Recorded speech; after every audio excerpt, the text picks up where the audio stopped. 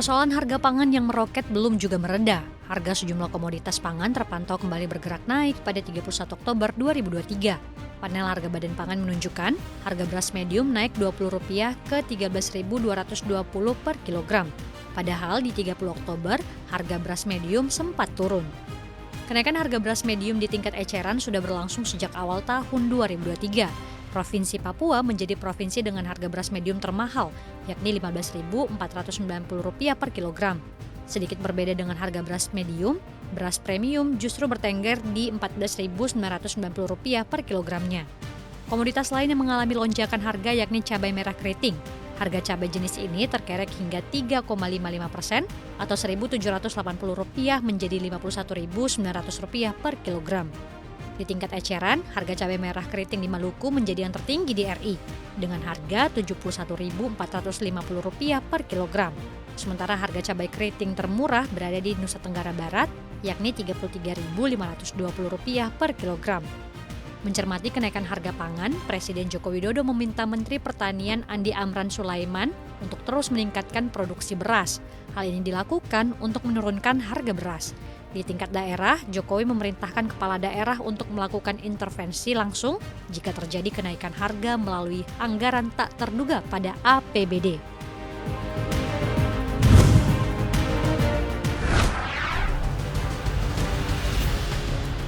Dewan Energi Nasional mengungkapkan sisa cadangan minyak tertinggal dalam reservoir tanah air cukup besar. Bahkan jumlahnya digadang-gadang mencapai 40 miliar barel. Sekretaris Jenderal Dewan Energi Nasional Joko Siswanto mengatakan, pihaknya mempunyai beberapa strategi untuk dapat mengurangi impor minyak mentah, utamanya melalui peningkatan produksi di sektor hulu. Beberapa di antaranya melalui secondary recovery dengan penggunaan water flood, enhanced oil recovery, chemical, panas, elektrik, bakteri, dan vibrasi pada sumur-sumur minyak di Indonesia. Selain itu, untuk menekan impor minyak, menurut Joko, pemerintah juga menggalakkan penggunaan kendaraan listrik di masyarakat. Berbagai macam regulasi untuk mendukung terciptanya ekosistem kendaraan listrik di Indonesia pun sudah diterbitkan. Sementara itu, berdasarkan data Kementerian SDM, Indonesia masih menyimpan jumlah minyak dan gas bumi yang ada dari suatu reservoir atau yang disebut dengan proven reserves.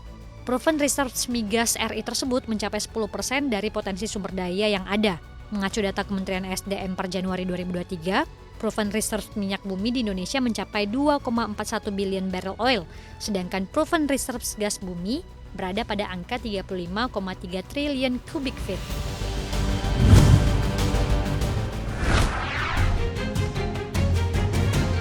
Kisru sengketa lahan di Kompleks Gelora Bung Karno masih terus berlanjut. Sidang perdatanya telah digelar di Pengadilan Negeri Jakarta Pusat atas gugatan PT Indobuildco terhadap Pusat Pengelolaan Kompleks Gelora Bung Karno atau PPKGBK. PT Indobuildco menuntut PPKGBK membayar Rp28 triliun atas kerugian usaha kasus sengketa lahan. Dikutip dari Sistem Informasi Penelusuran Perkara PN Jakarta Pusat, ada 3 tuntutan yang dilayangkan. Gugatan ini dilayangkan kepada 4 pihak, yakni Menteri Mensetnek Pratikno, Pusat Pengelolaan Kompleks Gelora Bung Karno, Menteri Agraria dan Tata Ruang Badan Pertanahan Nasional Hadi Cahyanto, serta Kantor Pertanahan Kota Administrasi Jakarta Pusat. Berdasarkan keputusan sidang, Majelis Hakim PN Jakarta Pusat memutuskan untuk meneruskan perkara ke proses mediasi pekan ini. Menanggapi hal ini, Menteri ATR BPN Hadi Cahyanto menolak perpanjangan hak guna bangunan Hotel Sultan. Menurut Hadi, pengelola PT Indobuildco milik Ponco Sutowo tidak berhak lagi menempati Blok 15 kawasan Gelora Bung Karno tersebut. Sementara itu, PPKGBK telah memasang tembok beton di seluruh akses masuk Hotel Sultan di Blok 15 dari arah Jalan Gatot Subroto. Beton permanen tersebut menggantikan barikade beton yang sebelumnya dibuka paksa oleh sejumlah orang. Merespons hal ini, kuasa hukum PT Indobuildco Amir Syamsuddin menyayangkan langkah main hakim sendiri yang dilakukan PPKGBK. Menurut Amir, perlakuan itu bukan merupakan tindakan yang dilandasi putusan pengadilan.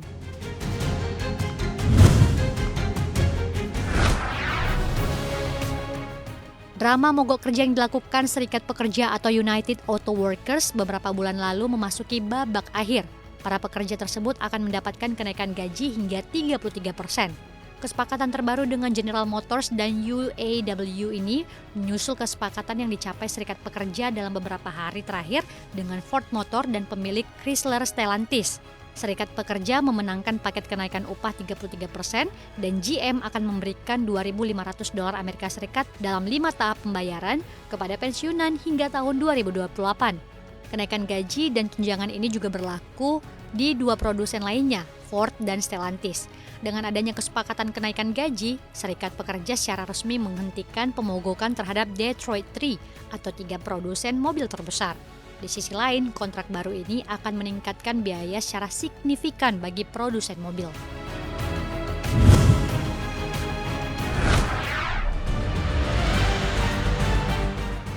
Otoritas Israel memutuskan untuk membekukan transfer pendapatan pajak kepada Otoritas Palestina atau Palestinian Authority yang jumlahnya diperkirakan ratusan juta dolar Amerika Serikat. Menteri Keuangan Israel Bezalel Smotrich mengatakan dana tersebut dibekukan karena kegagalan PA yang bermarkas di Ramallah untuk mengantisipasi serangan oleh kelompok Hamas pada 7 Oktober ke wilayah Israel.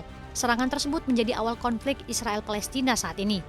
Bahkan menurut Bezalel, para pejabat di Otoritas Palestinian Authority menyatakan dukungannya terhadap pembantaian yang mengerikan tersebut. Pendapatan pajak yang dimaksud adalah makasa. Ini merupakan pajak yang dikumpulkan oleh pemerintah Israel atas nama PA atas impor dan ekspor Palestina. Sebagai imbalannya, Israel mendapat komisi sebesar 3% dari pendapatan yang dikumpulkan. Pendapatan pajak yang dikumpulkan diperkirakan sekitar 188 juta dolar Amerika Serikat setiap bulan atau setara 2,97 triliun rupiah. Pendapatan pajak itu disebut-sebut merupakan sumber pendapatan utama bagi PA.